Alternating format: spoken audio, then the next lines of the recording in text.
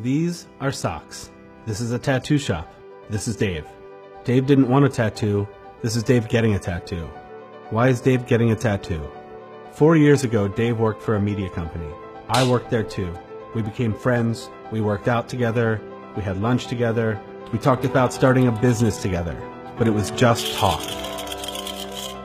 Then one day, Dave saw a quote on Facebook that said socks are the #1 most requested clothing item in homeless shelters. Dave said to himself, why is that? Well, it turns out you can't donate used socks, for obvious reasons. And if you sleep on the street, you probably don't take your shoes off at night because you're afraid they're going to get stolen. You might not own a car, you might not own a bike, so you're probably walking everywhere too. Your socks get worn out, and you don't have as many chances to wash your clothes. All that adds up to major foot issues.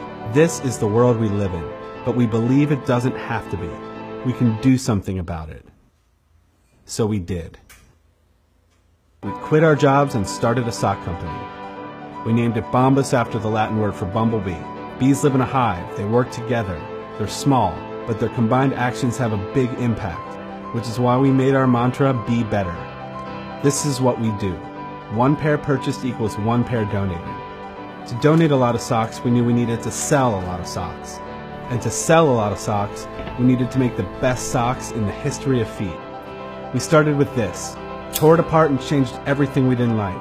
Socks shouldn't have an annoying seam. Fixed. Socks shouldn't fall down. Fixed. Socks should provide support where you need it most. Fixed. It took 2 years to make our dream sock. We thought we had something special, but we didn't know if anyone else would think so.